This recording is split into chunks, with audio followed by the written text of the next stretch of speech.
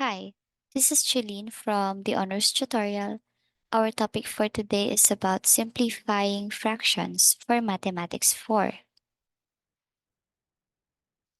Simplify the following fractions. Example number 1, we have here 12 over 16. The first thing that you have to do here is to identify what kind of fraction is 12 over 16. It is a proper fraction.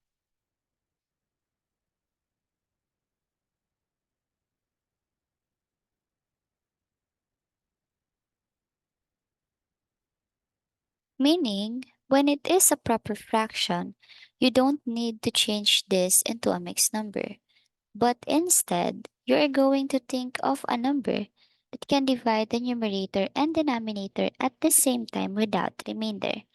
Let us have our solution here.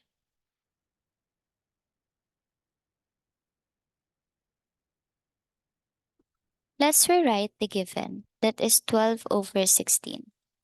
Now, think of a number that can divide the numerator and denominator at the same time without remainder. If you are thinking of 2, you may try it, but make sure that you will divide again just to get the simplest form. Or you can just try to use 4. Let's have it. 12 divided by 4, that is 3. 16 divided by 4, that is 4. Is 3 over 4 the final answer? Yes, it is the final answer because there's no number that can divide the numerator and denominator at the same time without remainder. And also, it is a proper fraction, meaning the numerator, which is 3, is less than the denominator, which is 4. So no need for us to change this into a mixed number. Next, let's have another.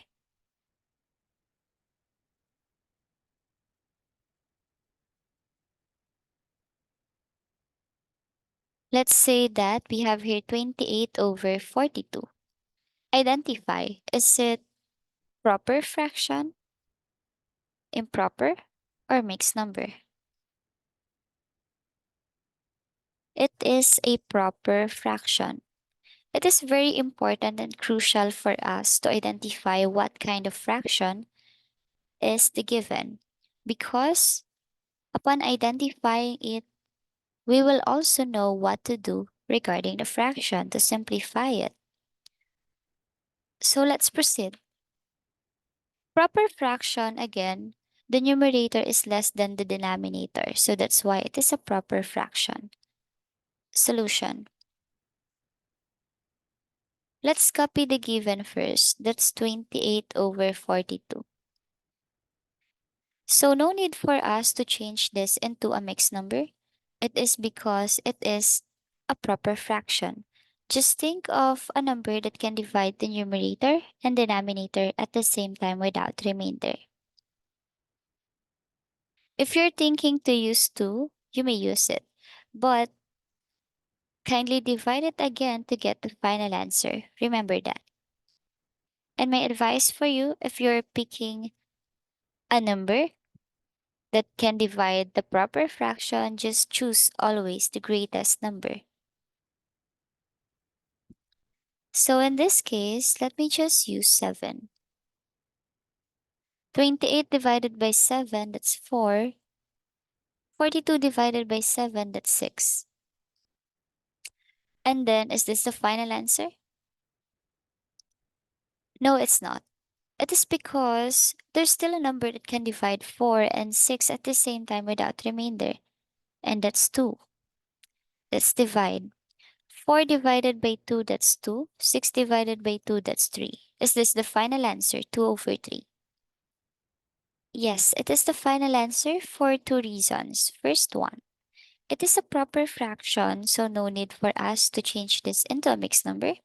The second reason is that there's no number that can divide the numerator and denominator at the same time without remainder. Another. 10 over 10.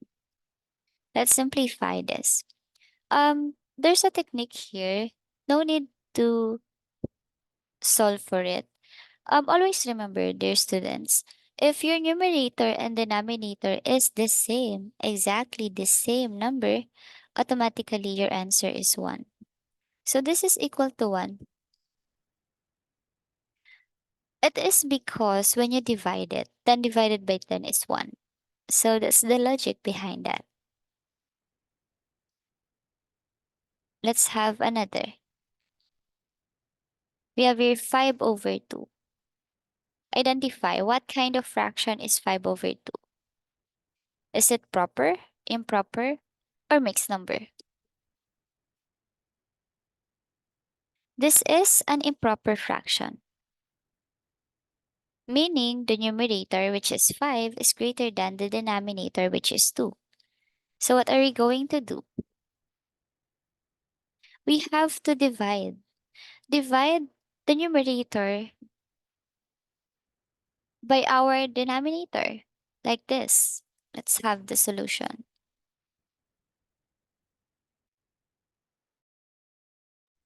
So we have here 5 divided by 2. 5 divided by 2, that's 2. Write 2 here. 2 times 2, that's 4. 5 minus 4 is 1. So let's change this into a mixed number. Your quotient here will be your whole number. Your remainder here, which is 1, will be your numerator. And then your divisor here, which is 2, will be your denominator. Is this the final answer? 2 and 1 half? Yes, it is the final answer. It is because your fraction part, which is 1 half, is a proper fraction. No need to change that into a mixed number. And for the second reason, there's no number that can divide the numerator and denominator at the same time without remainder. So that is how you simplify fractions. But this is for part 1 only. Watch out for part 2. If you have inquiries about us or about the topic, kindly message the honors tutorials page. Thank you and God bless.